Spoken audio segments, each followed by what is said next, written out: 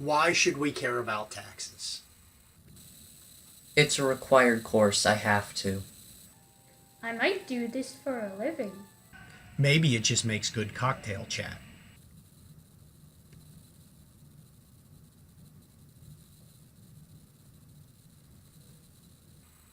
Taxes affect many aspects of personal, business, and political decisions.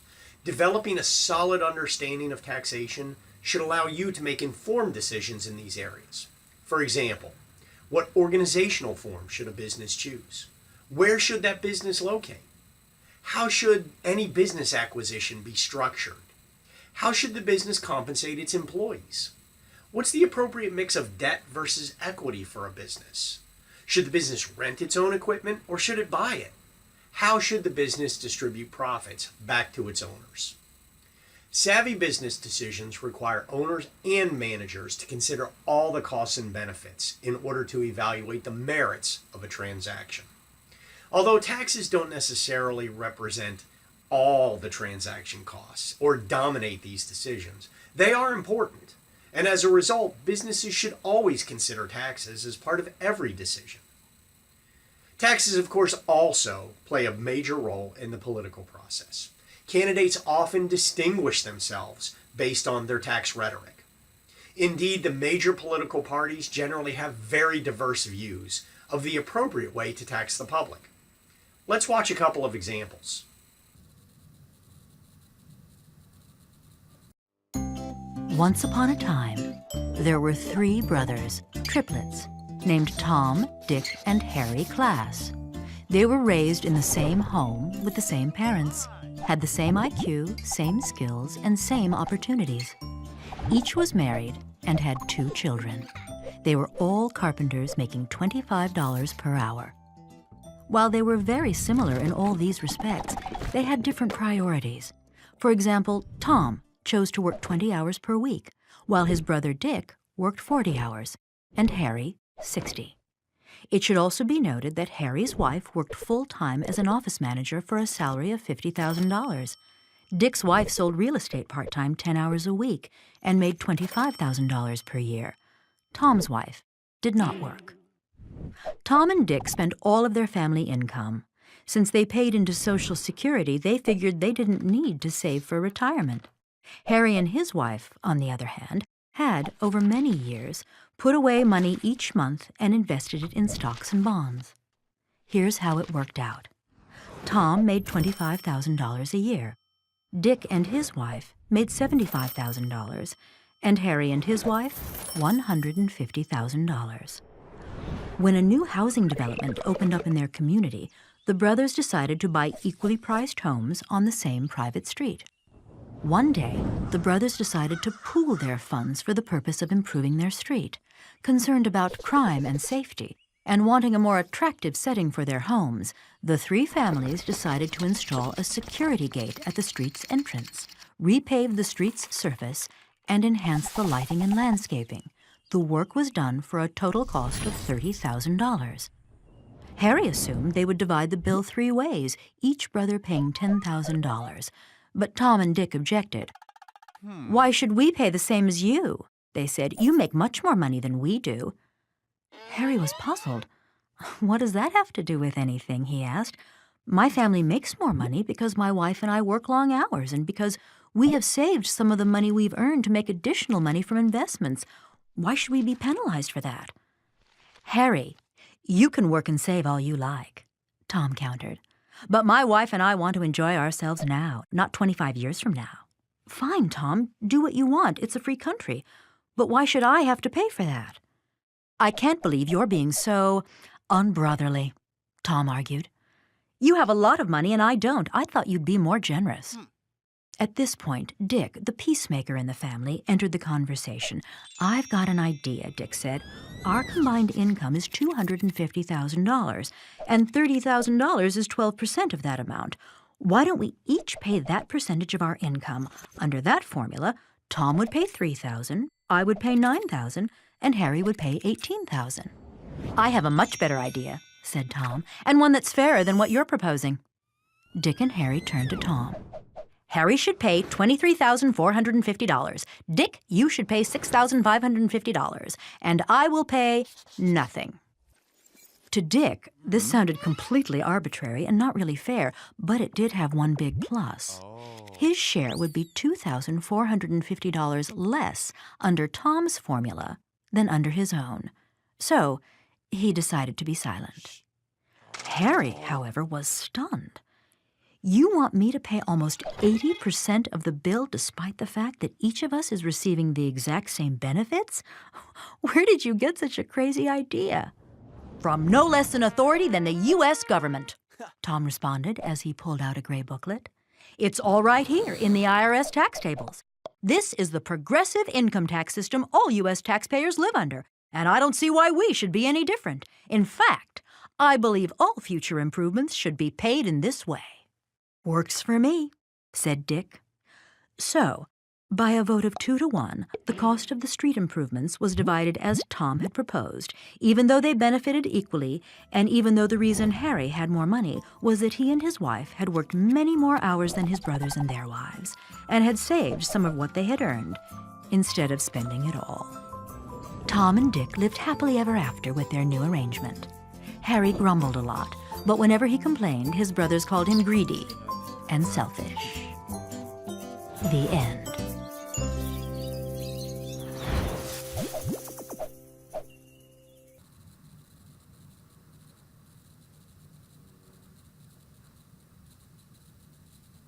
There's an ongoing argument in this very country about how best to close the enormous deficit that we have incurred.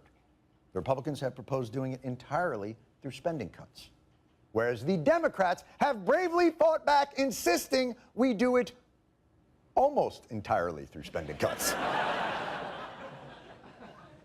Well, this week, bizarrely uneccentric billionaire Warren Buffett entered the fray.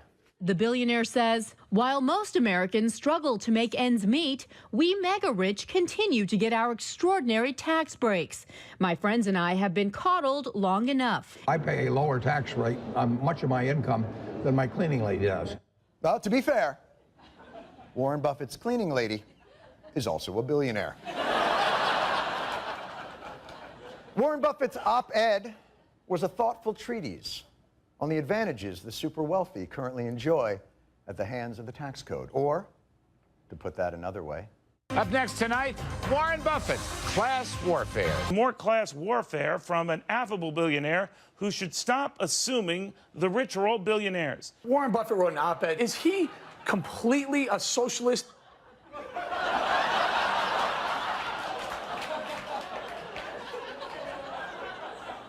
Is Warren Buffett a socialist? You really have no clue what socialism is, do you? Hey, that George Clooney always banging different broads. What a queer. So closing a few corporate tax loopholes and returning the top marginal tax rate to the 90s economic boom time levels is class warfare. And if there's one thing the rich have learned, it's that class warfare is hell. He invoked the corporate jet class. So that's a whole new category of people to demonize, right? Soak the rich, it's their fault. Barack Obama's tax on these evil, disgusting corporate jet owners. Demonizing the rich as evil, as lazy, as inheritors of their wealth. He's saying they're fat cats. It's disappointing. It's class warfare, and it's the kind of language that you would expect from a leader of a third world country, not the President of the United States.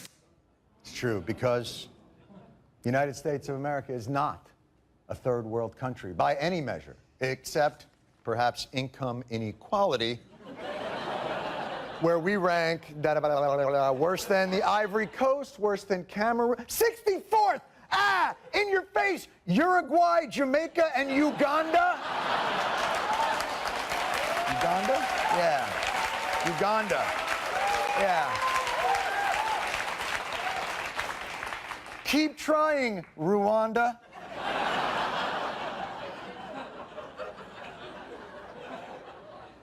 Wow. And by the way, not only is closing corporate loopholes, you are a nerd crowd. There's no doubt in my mind.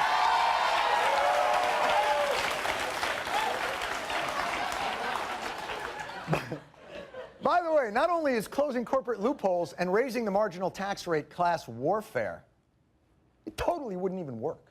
You can tax rich people all you want, and you're not going to solve our problem. The idea that if we raise taxes, as the president said, on millionaires and billionaires, raise taxes on oil companies, raise taxes on owners of private jets, that somehow is going to make a difference. The president wants to raise the top two income tax rates, which would raise about $700 billion over 10 years. You know what? That's only a tiny fraction of the federal government's deficit. $700 billion over 10 years. $700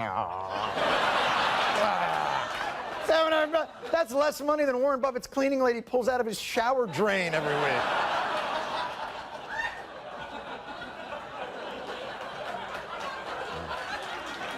No, don't. So, Joe Miller. So $700 billion of raised revenue over 10 years ain't even worth the effort. I assume these folks have the same why bother attitude towards low-level spending cuts. National Endowment for the Arts, National Endowment for the Humanities, all those kind of frivolous things, those should all be on the chopping block. Federal employees don't pay for parking, so if they just set up a parking for that, that'd get them $140 million. He doesn't have to waste your tax dollars and travel around in a $1.1 million luxury liner. Why are we spending $6 million? Why are we spending $1 million on the First Lady? You got to start somewhere. Even when we talk about NPR, $1 million here, that's $1 million. Oh, so when you cut it, it's $1 million. But when you tax it, it's $700 million. I mean, all we'd have to do to raise $700 billion is cut 700,000 NPRs. It's almost too easy. But if it's revenue you want, there does happen to be another place, instead of the rich, that you can look for it. Warren Buffett are writing how the rich should pay more taxes, but saying not a word about the half of American households that pay no income taxes at all. Is that fair when half the population pays absolutely nothing? 51%, that's a majority of American households, paid no income tax in 2009. Zero. Zip. Nada. Many of them get so much money in tax credits that it wipes out any Social Security taxes or Medicare taxes they're paying. They are absolutely on a free ride. You hear that, pores? The free ride está over. So it looks like you'll be walking to work, assuming you have a job. Chances are you probably don't have a job. So why are you asking us for a ride? So, the solution to our economic problem, isn't taxing the rich. It's broaden the tax base. Everyone needs to pay something. Before you start demanding one group pay more, maybe get everyone to put skin in the game. That's the problem with poor people. They still have some of their skin. But you know what? Maybe they're right. Maybe Fox is right. Maybe the bottom 50% of Americans, while they already pay excise and payroll and Medicare taxes, do need to pay more. I mean, they can spare it.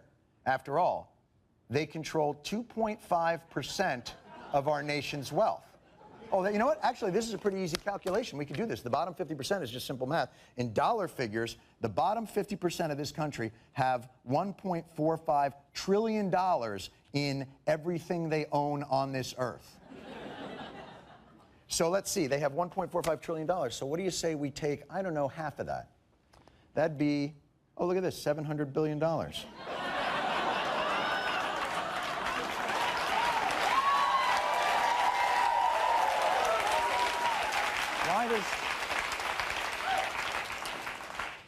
Why does that figure sound so familiar to me?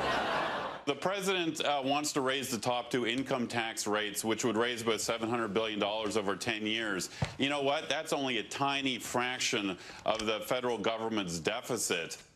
So raising the income tax rate on the top 2% of earners would raise $700 billion, but taking half of everything the bottom 50% have in this country would do the same. I see the problem here. We need to take all of what the bottom 50% have. All of it. It's the only way to make a significant dent. Now we're up to 1.4 trillion. And if you're worried about the poors, don't. Because they're defined by the census as a family of four making less than $22,350 a year. Four. $22,350 a year. They'll be fine. Poor families in the United States are not what they used to be. When you look at the actual living conditions of the 43 million people that the census says are poor, you see that, in fact, they have all these modern conveniences. 99% of them have a refrigerator. 99% have refrigerators. You food-chilling mother. How dare you? That's why it makes complete sense. That's why it makes complete sense that the word poor in that graphic is in quotations. These people aren't poor, they're... I'm sure the other 1% of those people who don't have refrigerators don't have them, not because they don't have food, because they're always ordering room service. These poor people are living like they just won a showcase showdown. 81% have a microwave. 78% have air conditioning. 63% have cable TV. 54% have cell phones. 48% have a coffee maker. 25% have a dishwasher. 25% have a dishwasher? Although, to be fair, after a 12-hour shift of washing dishes, the last thing you want is to bring your work home with you. So you see, the problem with increasing the marginal tax rate on the rich and closing some corporate tax loopholes isn't that it engages in class warfare. It's that it's fighting on the wrong side of the war. It is all-out war on the productive class in our society for the benefit of the moocher class. The makers and the takers. They want to take it from somebody else. Everyone's jumping in the wagon. No one wants to pull. Parasites we have out there dependent on government. The raccoons. They're not stupid. They're going to do the easy way if we make it easy for them, just like welfare recipients all across America. Welfare will create generations of utterly irresponsible animals. Yeah. Those people. The poor. We'll be right back. So how are we supposed to resolve these two positions that are on the exact same issue? Well, we need to use evidence-based decision-making. So that means we have to gather sources from many places. And I'm not going to lie to you, this course isn't going to entirely solve this problem for you. Number one, if you had already come to the table with your answer, it's unlikely your mind would change anyway. I will tell you that a graduate degree in tax, that'll probably get you there. But taxes are inherently political, especially in the U.S. And so I'm going to kind of hope to confuse you with which way I lean politically. But either way, it is not my job to influence you either way. And so if I at some point do so, I apologize. So if you really are interested in learning more about tax policy, here's a list of really good books and sources you can go to. Because they are difficult questions, you really got to do a significant amount of work to get to the bottom of it.